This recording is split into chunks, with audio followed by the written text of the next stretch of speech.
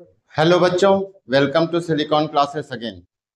आज हम लोग chemical reactions and equations class 10th का जो चैप्टर नंबर फर्स्ट है उसे हम आगे ले जाते हैं। तो चैप्टर का नाम फिर से लिख दिया जाए, चैप्टर फर्स्ट केमिकल रिएक्शंस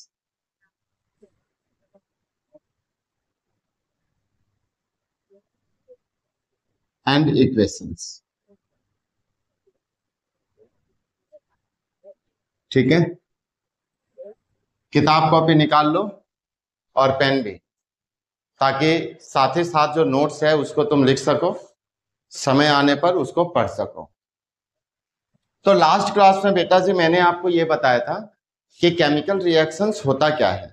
तो मैंने बताया था कि जब भी दो सब्सटेंस या दो से ज्यादा सब्सटेंस जब आपस में रिएक्शन करते हैं तो एक नया सब्सटेंस बनता है, जिसको हम लोग केमिकल रिएक्शंस का नाम देते हैं।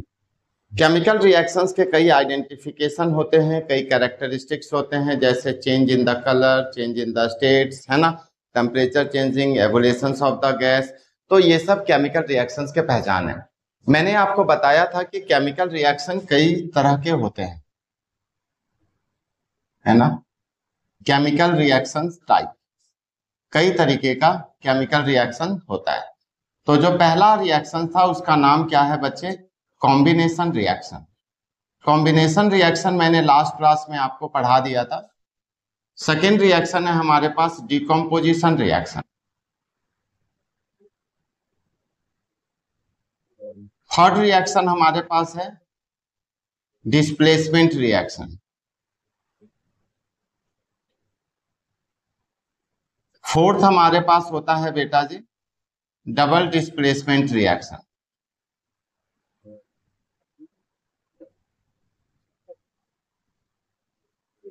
फिफ्थ हमारे पास है एक्सोथर्मिक रिएक्शन।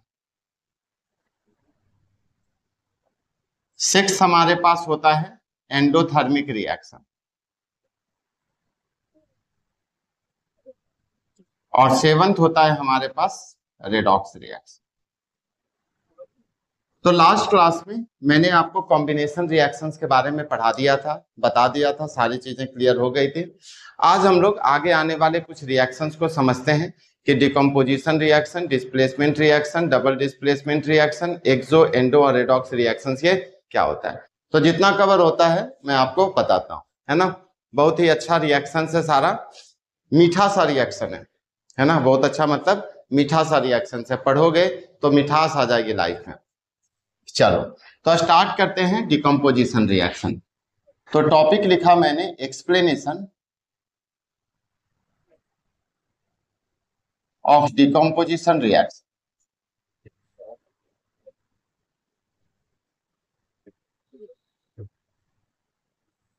यदि इसका वीडियो आपने पहले वाला नहीं देखा है तो एक बार जरूर देख लीजिएगा, उसमें केमिकल रिएक्शंस, उसके आइडेंटिफिकेशन और कॉम्बिनेशंस रिएक्शंस के बारे में बताया था।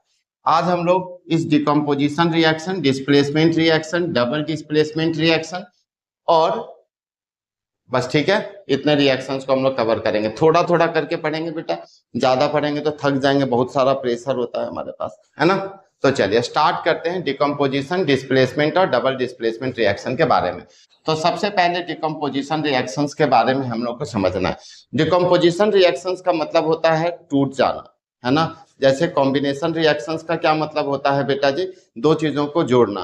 और डिकम्पोज का क्या मतलब है? तोड़ना। तो दो, एक को तोड़ना है, सॉरी, एक को जोड़ना है और एक बार तोड़ना है। जोड़ने और तोड़ने में तो हम लोग उस्ताद हैं ही है ना। कॉम्बिनेशन रिएक्शन में हमने जोड़ दिया था और डिकम्पोजिशन रिएक्शंस में हम लोग क्या कर रहे हैं? डिकम्पोज कर रहे हैं, उसे तोड़ रहे हैं। ठीक है, कुछ एग्जांपल्स ले ले पहले। चलो, जैसे मैंने ले लिया बेटा जी CaCO3। CaCO3 को अगर हम हीट करेंगे तो यहां पर CaO बनेगा और साथ ही साथ हमारे पास CO2 बनेगा।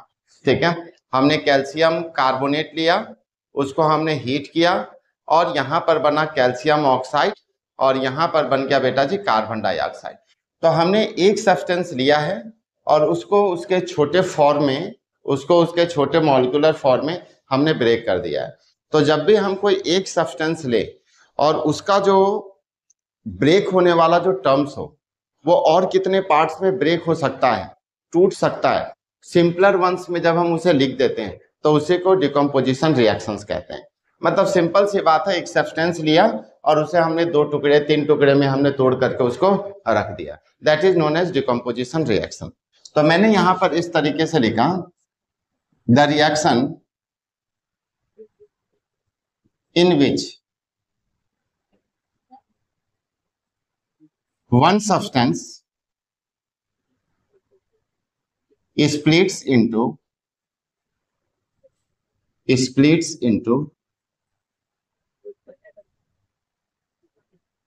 their simpler form, splits into their simpler ones। ठीक है, यह एक ऐसा रिएक्शन है जिसमें हम एक सब्सटेंस लेते हैं और ये स्प्लिट्स हो जाता है। देखो स्पेलिंग वगैरह कभी डबल टी कभी टी आता है, तो ये सब तुम लोग मैनेज कर लेना, है ना। और हम लोग साइंस के स्टूडेंट है, इसमें कुछ इतना भी स्पेलिंग को लेकर के कोई जवाबदेही नहीं होती है। तो one substance splits into 2 simpler one, है ना। मतलब हमने एक सब्सटेंस लिया है और उसको हमने स्प्लिट कर दिया है, तोड़ दिया है, किसमें, उसके सिंपलर वंस में। जरूरी नहीं है कि इसमें 2 सब्सटेंस ही बने, 2 से ज्यादा सब्सटेंस का भी फॉर्मेशन हो सकता है। ठीक है, it occur in the presence of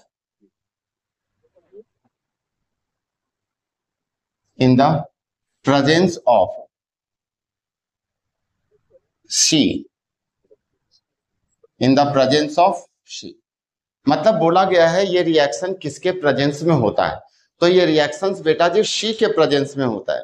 अब तुम बोलोगे सर शी कौन है यहाँ पर, तो बस तुम्हारा तो दिमाग जो है बस कहने वाली बात है। बेटा जी शी का क्या मतलब है, यहाँ पर एस का मतलब होता है सनलाइट, ठीक है। एच का क्या मतलब होता है, हीट। और ई का क्या मतलब होता है बेटा जी, इलेक्ट्रिसिटी, है ना। मतलब जब भी ये रिएक्शंस ब्रेक होगा, यानी एक मॉलिक्यूल जब ब्रेक होगा तो वो हमेशा शी के प्रेजेंस में ही ब्रेक होगा। S for sunlight, H for heat, E for electricity.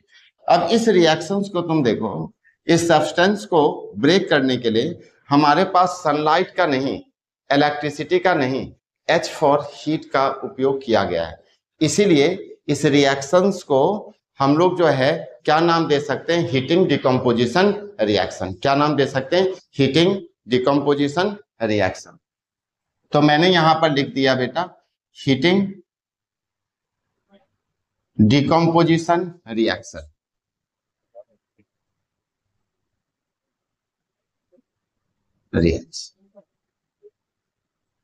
ठीक है, इसी को हम लोग ऐसे भी लिख सकते हैं, thermal decomposition reaction, decomposition reaction. ये जो हीट आप देख रहे हो, इसी को दूसरे वर्ड में हम लोग थर्म या फिर थर्मल के नाम से भी जानते हैं। देखो किसी भी चीज को जब तुम ब्रेक करोगे तो जरूरी नहीं है ना कि उसको ब्रेक करने के लिए एक ही तरीका जो है वो अप्लाई किया जाए, समझ रहे हो। जैसे तुम इतना समझ लो कि तुम्हारे पास एक लकड़ी का पीस है और उस वुडन पीस को तुम ब्रेक करना चाहते हो, उसको तोड़ना चाहते हो, तो वुडन पीस को जो है वो 2 पार्ट में अलग करने का कई तरीका हो सकता है। तुम ले गए उसे कारपेंटर के पास में और बोले ये वाली जो लकड़ी है इसको 2 पार्ट में करो। कारपेंटर क्या करेगा, अपना जो है वो ब्लेड लगाएगा, जिसे हम लोग गाड़ी ब्लेड कहते हैं, फटाक से इस तरीके से खट खट खट करके 2 हिस्से में कट कर देगा, है ना। एक से तुमने बोला कि भाई इसे 2 पार्ट में ब्रेक करना है, बोला इतना कौन काटेगा, हथौड़ी लो और सीधा एक बार मारो, टूट जाएगा, उससे भी डिकम्पोज हो जाएगा। तो सबको बेटा जी तोड़ने का अलग अलग तरीका होता है। अब तुम पढ़ाई करते नहीं हो, तुम्हें मुझसे पढ़ाई करवाना है, तो पढ़ाई करने का तरीका अलग अलग हो सकता है। हो सकता है कि मैं तुम्हें प्यार से बोलूं और तुम पढ़ने लग जाओ, जो तुम करोगे नहीं। हो सकता है कि तुम्हें थोड़ा सा डांटा जाए, तुम काम कर लो। हो सकता है कि तुम्हें धमकाया जाए, तब तुम पढ़ लो। हो सकता है कोई बच्चा ऐसा है जिसको जो सुबह शाम अगर 2-4 नहीं लगा कान के नीचे तो वो पढ़ेगा नहीं। तो बेटा जी ये भी एक तरीका है। तो जिस तरीके से तुम्हें पढ़ाने का अलग अलग तरीका है, उसी तरीके से केमिकल रिएक्शन को ब्रेक करने के लिए भी अलग अलग तरीका हो सकता है।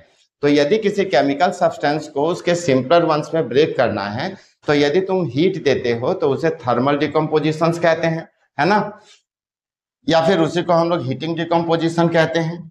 उसी तरीके से बेटा जी अगर हमने एक मटेरियल्स लिया है, एक सब्सटेंस लिया है, जैसे कि H2O, जैसे कि H2O, अब H2O जब ब्रेक होता है ना तो ये H2 प्लस O2 में डिकम्पोज होता है। ब्रेक होना, डिकम्पोज होना एक ही है सब। तो यहाँ पर H2O को जब तुम लोग डिकम्पोज करोगे दो पार्ट में, तो यहाँ पर E फॉर इलेक्ट्रिसिटी की जरूरत पड़ती है, इलेक्ट्रिसिटी की जरूरत पड़ती है, और इसीलिए इस रिएक्शंस को हम लोग इलेक्ट्रोलिटिक डिकम्पोजिशन रिएक्शंस कहते हैं, डिकम्पोजिशन रिएक्शंस कहते। ठीक है, तो सी में तुम्हें H का मतलब पता चल गया, हीट के प्रेजेंस में डिकम्पोज होना। E का मतलब पता चल गया, इलेक्ट्रिसिटी के प्रेजेंस में ब्रेक होना। उसी तरीके से बेटा जी S फॉर जो है वो सनलाइट होता है, सनलाइट के प्रेजेंस में भी हम लोग मॉलिक्यूल सब्सटेंस को जो है वो ब्रेक कर सकते हैं। आइए एक छोटा सा एग्जांपल से लेते हैं। अच्छा, ये रिएक्शंस हमारे पास बैलेंस नहीं है ना, बैलेंस कर लिया जाए। जैसे यहाँ पर आप देख रहे हो ऑक्सीजन 2 है, यहाँ पर आप देख रहे हो कि 1 × 1 हमारे पास ऑक्सीजन 1 है, तो इसको 2 करने का क्या तरीका है, यहाँ पर हम 2 लगा देंगे, तो 2 × 1 2 ऑक्सीजन हो गए, यहाँ भी 2 ऑक्सीजन हो गए। लेकिन हाइड्रोजन की बात यहाँ पर बिगड़ गई है, यहाँ पर 4 हाइड्रोजन हो गया और यहाँ पर 2 हाइड्रोजन है। तो ऐसा करते हैं, यहाँ पर 2 और लगा देते हैं, सो दैट कि हाइड्रोजन भी जो बैलेंस हो जाए। तो इस रिएक्शंस को हम लोग इलेक्ट्रोलिटिक डिकम्पोजिशन रिएक्शंस कहेंगे। उसी तरीके से बेटा जी एक रिएक्शंस हमारे पास है AgBr, हम चाहते हैं कि इसको भी ब्रेक करें, हम चाहते हैं इसको भी ब्रेक करें, इसे भी हम लोग इसके सिंपलर फॉर्म में जो है वो बना दें। तो यहाँ पर AgBr को यदि ब्रेक करना है तो ये Ag और प्लस में Br2 में ये ब्रेक हो जाएगा, डिकम्पोज हो जाएगा। रिएक्शंस को बैलेंस करने के लिए आप देख रहे हो यहाँ पर ब्रोमीन है, बस यही है, fluorine, chlorine, bromine, nitrogen, oxygen सब डाई मॉलिक्यूल्स फॉर्म में रहते हैं, गैस होते हैं, इसीलिए मैंने यहाँ पर 2 लगाया हुआ है और कोई बात नहीं। तो यहाँ पर भी मैंने इस तरीके से 2 लगा दिया। ऐसा करने से ब्रोमीन को तो हम बैलेंस कर पाए हैं, लेकिन सिल्वर यहाँ पर बैलेंस नहीं है और इसलिए मुझे यहाँ पर भी 2 लगाना पड़ेगा। अब ये केमिकल रिएक्शन बैलेंस हो गया। इस रिएक्शंस को यदि देखा जाए तो ये सनलाइट के प्रेजेंस में ब्रेक होता है और इसीलिए इस रिएक्शंस को हम लोग सनलाइट डिकम्पोजिशन रिएक्शंस का नाम देते हैं, सनलाइट डिकम्पोजिशन रिएक्शंस का नाम देते हैं। इसी रिएक्शन को फोटोलाइटिक भी कहते हैं, यानी photolytic decomposition reaction, decomposition reactions का नाम देते। आई होप आपको डिकम्पोजिशन रिएक्शंस का मतलब समझ में आ गया होगा कि यदि आप कोई सब्सटेंस लेते हो और उसे 2 पार्ट या 2 से ज्यादा पार्ट यानी सिंपलर फॉर्म में ब्रेक करते हो तो उसे हम लोग डिकम्पोजिशन रिएक्शंस का नाम देते हैं।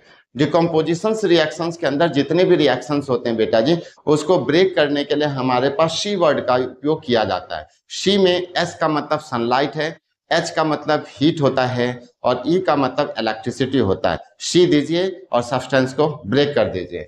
यदि आप C का S देते हैं यानी सनलाइट देते हैं तो सनलाइट डिकम्पोजिशन रिएक्शंस होगा। यदि आप C का H देते हैं इसका मतलब है कि हीटिंग डिकम्पोजिशन देंगे, और यदि E का नाम देते हैं तो इलेक्ट्रोलिटिक डिकम्पोजिशन रिएक्शंस का हम लोग नाम देंगे। अब यहाँ पर एक बात आपको और ध्यान रखना है कि ये जो फोटोलाइटिक डिकम्पोजिशन रिएक्शन है, ये जो सनलाइट डिकम्पोजिशन रिएक्शन है, इस रिएक्शन का बेटा जो यूज होता है black in white photography, used in black and white photography में। चलो सर, टॉपिक तो हमें समझ में आ गया, बताओ क्वेश्चन क्या क्या मिलेंगे पेपर में। तो बेटा जी पहला क्वेश्चन कि what are the difference between combination reaction and decomposition reaction. तो कॉम्बिनेशन रिएक्शन में हम 2 सब्सटेंस को जोड़ते हैं, एक नया सब्सटेंस बनता है। डिकम्पोजिशन रिएक्शन में हम लोग एक सब्सटेंस लेते हैं और उसे 2 पार्ट या 2 से ज्यादा पार्ट में ब्रेक करते हैं। It means you can say that in combination reaction 2 or more substance react with each other and form a single product with their new properties.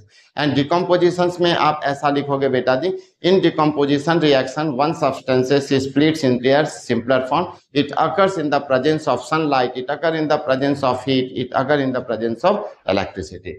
और बेटा जी कभी कभी ऐसा भी क्वेश्चन पूछा गया है कि आपको ये वाला रिएक्शंस लिख दिया जाएगा, ये रिएक्शंस लिख दिया गया, ये रिएक्शंस लिख दिया गया, ये रिएक्शंस लिख दिया गया, और यहाँ पर एक रिएक्शंस नीचे लिख दिया गया C+O2, मान लेते हैं ये रिएक्शंस नंबर 4 है, राइट। और आपसे पूछा गया कि बताइए इस चार में से कौन है जो डिकम्पोजिशन रिएक्शन का एग्जाम्पल नहीं है। तो बेटा जी ये वाला जो एग्जाम्पल मैंने लिखा ये डिकम्पोजिशन रिएक्शन का एग्जाम्पल नहीं है, क्योंकि यहाँ पर दो सब्सटेंस ऐड किए गए और एक नया सब्सटेंस यहाँ पर बना है। इट मीन्स एक क्वेश्चन मल्टीपल चॉइस क्वेश्चन के फॉर्म में भी हो सकता है। बच्चे एक क्वेश्चन ये भी पूछा गया है कि फोटोलाइटिक डिकम्पोजिशन रिएक्शन और सनलाइट डिकम्पोजिशन रिएक्शन है ना, इसका कोई रिएक्शंस लिख करके दिखाइए या फिर इसका यूज लिख करके दिखाइए। तो रिएक्शंस के लिए जो है आप ये लिख सकते हो और यूज के लिए इसका यूज आप लोग जो है वो ब्लैक एंड व्हाइट फोटोग्राफी में कर सकते हो। तो डिकम्पोजिशन रिएक्शन में इतने ही क्वेश्चन बन सकते हैं बेटा जी, इससे ज्यादा कोई क्वेश्चन पूछा गया नहीं है। पहला क्वेश्चन कॉम्बिनेशन और डिकम्पोजिशन के बीच में डिफरेंस। दूसरा क्वेश्चन क्या है बेटा जी, ये जो रिएक्शन है सनलाइट वाले, इसके एग्जांपल्स और यूजेस को याद रखिएगा। तीसरा मल्टीपल चॉइस क्वेश्चंस का जो फॉर्म मैंने बताया है वो याद कीजिएगा, यही क्वेश्चंस आपके पेपर में ज्यादा से ज्यादा पूछा गया है। डिकम्पोजिशन रिएक्शंस के बाद हम लोग आते हैं डिस्प्लेसमेंट रिएक्शंस में। तो इसको मिटा दिया जाए, वीडियो को पॉज कर करके देखते रहिएगा, लिखते रहिएगा। आप लोग नोट्स लिखना बहुत जरूरी है, जब नोट्स ही नहीं रहेगा आपके पास तो बेटा जी एग्जाम के समय आप क्या पढ़ोगे? कद्दू? सर कद्दू तो खाते हैं। चलो आगे बढ़ते हैं बेटा जी। हमारे पास थर्ड जो रिएक्शन है इसका क्या नाम है? Displacement reaction. तो मैंने यहां पर लिखा एक्सप्लेनेशन ऑफ डिस्प्लेसमेंट रिएक्शन।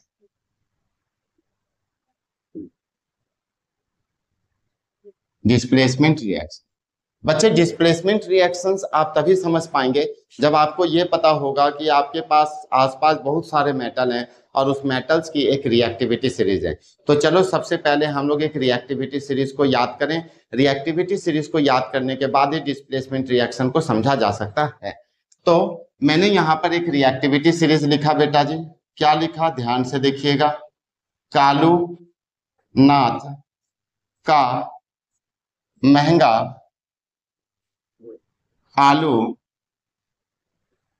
जरा फीका लगता है, क्यों? मेरी का मतलब बकलोल, सिल्वर गोल्ड, सिल्वर। ध्यान से सोचो। तो ये हमारे पास बेटा जी क्या है? रिएक्टिविटी सीरीज है। इस रिएक्टिविटी सीरीज का क्या नाम है? इस रिएक्टिविटी सीरीज का फ्रीजिंग कोटेशन क्या है? कैसे आप याद करेंगे? तो इसको आपको याद करना होगा। कालू नाथ का महंगा आलू जरा फीका लगता है। बेटा जी कभी कभी यहाँ पर फीका के साथ में ना सा भी लगा दो, जरा फीका सा लगता है, क्यों? मेरी सिल्वर गोल्ड। आइए इसका मतलब समझते हैं। कालू का मतलब होता है बेटा जी के, और के का मतलब पोटेशियम आप सभी को याद करवाया गया है।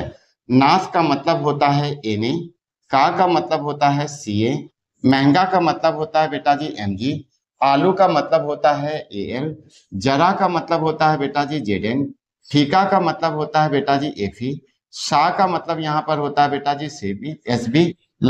सुनो ना, इस सा को हटा दो यार, जरूरत नहीं पड़ेगी, ठीक है। लगता का मतलब है हमारे पास Pb, है का मतलब है हमारे पास हाइड्रोजन, क्यों का मतलब हमारे पास होता है कॉपर, मेरी का मतलब होता है Hg मर्क्यूरी, सिल्वर का मतलब होता है बेटा जी Ag, गोल्ड का मतलब होता है बेटा जी Au। इसके आगे भी है हमारे पास प्लेटिनम वगैरह, बट इसकी जरूरत हमें पड़ेगी नहीं, जो आपके अकॉर्डिंगली था उसको मैंने अच्छे तरीके से सेटअप करके लिख दिया है।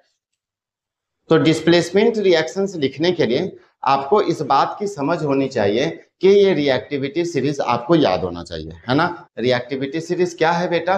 कालू नाथ का महंगा आलू जरा फीका लगता है, क्यों? मेरी सिल्वर गोल्ड। इससे आप सभी एलिमेंट का एक सिंबलिक फॉर्म याद कर सकते हो, और जब आपको सिंबल फॉर्म याद हो जाएगा तो आप आसानी से एक दूसरे के साथ में पेपर में अरेंज कर सकते हो। अच्छा, इसका मतलब क्या हुआ बेटा जी? सपोज दैट आपको पोटेशियम और सोडियम दो एलिमेंट दिया गया है और आपको बोला गया है कि बताओ पोटेशियम और सोडियम दोनों में से कौन है जो एनवायरमेंट में जल्दी से रिएक्शन कर लेगा। तो आप क्या नाम दोगे? पोटेशियम का, है ना। आपसे पूछा जाए सोडियम और एल्युमिनियम में कौन ज्यादा रिएक्टिव है? रिएक्टिव का मतलब होता है झगड़ालू, झगड़ा करना, तुरंत रिएक्शन करना। जैसे मान लो एक क्लास में 4-5 बच्चे रहते हैं, है ना, उसमें से 4-5 में से एक की आदत होती है थोड़ा सा कुछ हुआ नहीं, यूं धड़ाम धड़ाम इधर उधर लग गए। तो बेटा जी यहाँ पर भी कुछ ऐसा ही है, ये रिएक्टिविटी है। ये जितने भी एलिमेंट है ना, उसमें से पोटेशियम सबसे जल्दी झगड़ा करने के लिए तैयार होता है, रिएक्शंस करने के लिए तैयार होता है। यदि आपको सोडियम मिल जाएगा, जिंक मिल जाएगा, तो बताओ दोनों में कौन जल्दी से रिएक्शन कर लेगा? सोडियम जल्दी रिएक्टिव होगा in compare to the zinc. ये इस रिएक्टिविटी सीरीज का मतलब। अब बेटा जी हम लोग इस रिएक्टिविटी सीरीज के अकॉर्डिंग डिस्प्लेसमेंट रिएक्शन को समझ सकते हैं, है ना। अच्छा, इसके लिए ना एक छोटा सा मैं आपको स्टोरी और बता देता हूं, आपके लिए वो ज्यादा आसानी होगी। मान लो बेटा जी यहां पर राम और सीता, राम नहीं यहां राजू कर देते हैं। मान लो यहां पर राजू और यहां पर सीता दोनों एक साथ एक बेंच पर बैठे हुए हैं, है ना। दोनों बड़े अच्छे दोस्त हैं, राजू और सीता दोनों एक साथ एक बेंच पर बैठे हुए हैं। और यहां पर राम है। यहाँ कौन है बेटा जी? राम है। देख रहे हो राम कितना खतरनाक बना रहा है। चलो इसके बाल वाल इस तरीके से कर दे, थोड़ा सा पावर में दिखेगा, है ना। तो ये बेटा जी कौन है? राम है। राम चाहता है कि वो सीता के साथ बैठे। राम चाहता है कि वो सीता के साथ बैठे। तो राम यदि ज्यादा पावरफुल होगा तभी तो यहाँ पर आएगा, राजू को एकदम धड़ाम धड़ाम 2-4 देगा, एकदम पावर में, एकदम बोलेगा हटो मुझे सीता के साथ बैठना है। और राजू यदि कमजोर हो जाएगा तो हट जाएगा, और राम और सीता जो है वो दोनों एक साथ बैठ जाएंगे। तो थोड़ी देर के बाद में ऐसा ही देखने को मिला, राम और सीता दोनों एक साथ बैठ जाते हैं और राजू जो है बेचारा अलग हो जाता है। तो मुझे एक बात बताओ, ये राम इस सीता के साथ तभी बैठ पाया जब ये राम क्या था? ज्यादा रिएक्टिव था। इट मीन्स क्या था बेटा जी? ज्यादा पावरफुल था, ज्यादा स्ट्रांग था। अगर ये कमजोर रहता और जा करके बोलता मुझे सीता के साथ बैठना है, तो राजू इसका खून निकालता कि नहीं, है ना। यानी राम जो है वो सीता के साथ नहीं बैठ पाएगा। इस एग्जाम्पल से मैं तुम्हें ये बताने की कोशिश कर रहा हूं कि यहाँ पर राम जो है वो राजू से ज्यादा पावरफुल है, इसलिए इसको हटाता है और फिर सीता के साथ में यहाँ पर बैठ जाता है। तो यहाँ पर भी कुछ ऐसी ही बातें हैं बेटा जी। मैंने एक एग्जाम्पल लिया है यहाँ पर, जैसे Na, और यहाँ पर मैंने लिया है ZnCl2। आप इसे कुछ ऐसा समझिए कि ZnCl2 यानी जिंक क्लोराइड जो बना है वो यहाँ पर राजू और सीता है, और ये जो Na आप देख रहे हो ये यहाँ पर कौन है बेटा जी? राम है। समझ रहे हो? अब तुम इस रिएक्टिविटी सीरीज को देखोगे, यहाँ पर सोडियम है और यहाँ पर हमारे पास जिंक है। तो मुझे बताओ तो सोडियम और जिंक ज्यादा में से कौन रिएक्टिव है? तो आप बोलोगे यस सर सोडियम ज्यादा रिएक्टिव है। बस बेटा जी कुछ करना ही नहीं है, इस सोडियम को और इस क्लोरीन को जो है इस तरीके से मिला दो। तो सोडियम यहाँ पर है और क्लोरीन यहाँ पर है ना। यहाँ पर +1 का चार्ज, यहाँ पर -1 का चार्ज, दोनों ने रिएक्शन किया, क्या बन गया? NaCl। तो बेटा जी ये राम और सीता दोनों एक साथ बैठ गए, यानी सोडियम क्लोराइड बन गया। और जिंक जो है बेचारा कमजोर सा था, जिंक को हम लोग अलग कर देते। क्या बात समझ में आती है ना। चलो एक और एग्जांपल करें बेटा, चलो कर लेते हैं। सर आप करवाओ, तो जितना बोलोगे उतना कर लेंगे। चलो इस बार मैंने यहाँ पर कैल्शियम को ले लिया है, ठीक है, और यहाँ पर बेटा जी मैंने Fe2O3 को ले लिया है, Fe2O3 यानी आयरन ऑक्साइड, ठीक है। अब मैं तुमसे पूछूं कि यहाँ कैल्शियम है और यहाँ पर आयरन है, दोनों में से कौन ज्यादा रिएक्टिव है? तो तुम यही तो बोलोगे सर कैल्शियम ज्यादा रिएक्टिव है ना। तो हमने यहाँ पर कैल्शियम को ले लिया और यहाँ से इस ऑक्सीजन को ले लिया। तो कैल्शियम और ऑक्सीजन यदि एक साथ रिएक्शन करता है बच्चा, तो दोनों क्या बन जाता है? CaO। तो यहाँ पर हमने लिख लिया कैल्शियम ऑक्साइड है ना। और ये बेचारा आयरन कमजोर सा था, इसको हमने कर दिया यहाँ से सेपरेट आउट। तो यदि इस रिएक्शंस को देखा जाए तो इन दोनों में ये है हाईली रिएक्टिव एलिमेंट, और ये लेस रिएक्टिव जो मेटल है जैसे जिंक और आयरन रेस्पेक्टिवली, उसको अलग कर देता है और उसके बाद रिएक्शंस में खुद से जो है वो अपनी जगह बना लेता है। ऐसे रिएक्शंस को हम लोग डिस्प्लेसमेंट रिएक्शंस कहते हैं। तो एक वैसा रिएक्शन जिसमें highly reactive element less reactive element को उसके कंपाउंड में से हटा देता है, वैसे रिएक्शंस को हम लोग डिस्प्लेसमेंट रिएक्शंस का नाम देते हैं। तो चलो एक डेफिनेशन भी लिख दिया जाए। In this reaction highly reactive element, highly reactive element, highly reactive metal कर देता हूं बेटा, highly reactive metal displace less reactive metal from their compound, from their, मतलब एक वैसा रिएक्शन जिसमें हाईली रिएक्टिव जो मेटल होते हैं बेटा जी, वो लेस रिएक्टिव मेटल को उसके कंपाउंड में से क्या कर देते हैं, हटा देते हैं। वैसे रिएक्शंस को हम लोग डिस्प्लेसमेंट रिएक्शंस कहते हैं। डिस्प्लेसमेंट रिएक्शन बच्चे तुम लोग तभी बना पाओगे ना जब इस रिएक्टिविटी सीरीज का जो फ्रीजिंग कोटेशन है वो तुम्हें याद हो। तुम्हें ये पता चलना चाहिए कि कौन सा मेटल ज्यादा रिएक्टिव है और कौन सा मेटल लेस रिएक्टिव है, तभी तो तुम उसको जो है वो हटा पाओगे। बात समझ में आती है ना? ठीक है। चलो अब देखो बेटा जी, आपके पेपर में एक इंपॉर्टेंट क्वेश्चन आता है, यहां से इसको ध्यान से देखना। मैंने एक रिएक्शन लिखा है Fe और प्लस में यहां पर CuSO4 है। यहां पर आयरन ज्यादा रिएक्टिव मिलेगा, कॉपर आपको कम रिएक्टिव मिलेगा। आयरन कॉपर को डिस्प्लेस कर देगा और आयरन और SO4 यदि रिएक्शन करता है तो FeSO4 बनता है और प्लस में Cu मिलता है। आपको मैं बता दूं कि ये जो कॉपर सल्फेट होता है वो एक सॉल्यूशन है जो ब्लू कलर का दिखता है। कॉपर सल्फेट सॉल्यूशन कैसा दिखता है बेटा जी? नीले कलर का दिखता है, वो प्यारा सा खूबसूरत सा कलर है ना। और आयरन जो है एक मेटल है, और मेटल जो होता है ना बच्चे, वो शाइनी सरफेस में होता है। आपने पढ़ा होगा, एक तक कभी याद करा होगा मेटल्स की प्रॉपर्टी। तो मेटल की जो प्रॉपर्टी होती है ना वो शाइनी होती है, मेटल्स का जो सरफेस होता है वो शाइनी होता है। तो ये जो लोहे की जो किल है, ये जो मेटल है, इसको हम कॉपर सल्फेट सॉल्यूशन में जब हम लोग एड ऑन करते हैं ना, तो क्या होता है कि कॉपर जो है वो लेस रिएक्टिव है तो ये अलग हो गया। थोड़ी देर के बाद में ये जो ब्लू कलर है ना, ये किसमें चेंज हो जाता है? फेड हो जाता है। फेड का मतलब तुम इसको ऐसे समझो कि जैसे मान लो तुम नया नया शर्ट खरीद करके लाते हो, एकदम पहनते हो, बिल्कुल बहुत मजा आ जाता है, लेकिन कुछ हफ्ते के बाद, कुछ महीने के बाद में उसका कलर जब वो डल हो जाता है, बोलते यार बहुत अच्छा लाया था, चमकता हुआ, दुकान वाले ने ठग लिया है। तो ऊपर से कलर उसका हम बोलते हैं फेड हो गया, मतलब धुंधला सा हो गया, खराब सा होने लगा। तो the colour of copper sulphate solution becomes change blue to fade. दूसरी बात क्या है बेटा जी, आयरन का जो सरफेस होता है ना वो शाइनी होता है। कैसा होता है? शाइनी। लेकिन कुछ समय के बाद में जैसे ये रिएक्शन होता है, इसका जो कलर होता है वो कैसा हो जाता है? ब्राउन। तो आपसे ये क्वेश्चन पूछा जाता है कि the colour of copper sulphate solution change when an iron nail is dipped into it white. Answer आप क्या लिखोगे? Due to the displacement reaction iron displace copper metal because copper is less reactive, so its color change becomes blue to fade and the color of iron metals becomes shiny surface to the brown। मतलब ये एक displacement reaction है जिसमें iron ज्यादा reactive है, copper sulphate solution में से copper को डिस्प्लेस कर देता है और आयरन का सरफेस शाइनी से ब्राउन हो जाता है और कॉपर सल्फेट सॉल्यूशन ब्लू से फेड हो जाता है। तो बेटा जी ये क्वेश्चन जो है आपके पेपर में आता है, इंपॉर्टेंट है, इसको याद करके रखिएगा। ये पहला इंपॉर्टेंट क्वेश्चन। दूसरा इंपॉर्टेंट क्वेश्चन क्या है बेटा?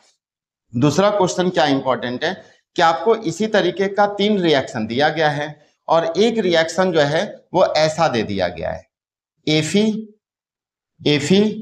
है ना, और प्लस में या फिर Cu और प्लस में FeCl2। मान लो ये फर्स्ट रिएक्शन है, ये सेकेंड है, ये थर्ड है, और ये मैंने फोर्थ रिएक्शन जो है बच्चे यहाँ लिख दिया है। और यहाँ पर मैंने लिखा CuCl2 और प्लस में Fe। आपसे पूछा गया है कि बताइए ये जो 4 रिएक्शन है इसमें से कौन सा रिएक्शन है जो डिस्प्लेसमेंट रिएक्शन का नहीं हो सकता है।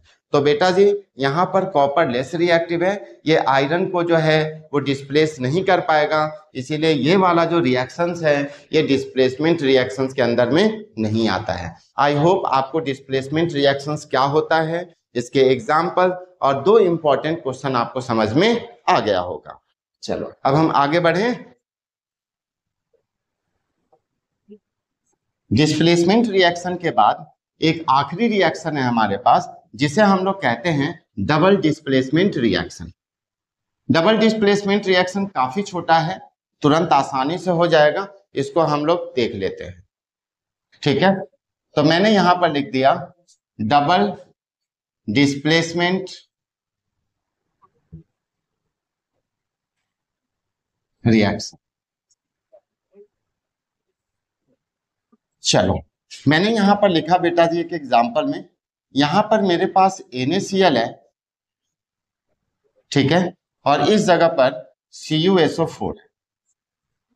ठीक है, हमें पता है कि सोडियम जो है वो ज्यादा रिएक्टिव है in compare to the copper, इसीलिए सोडियम यहां पर आएगा और इस सल्फेट के साथ रिएक्शन कर लेगा क्योंकि कॉपर को उसने डिस्प्लेस कर दिया है। याद है ना राम और सीता वाली कहानी, है ना।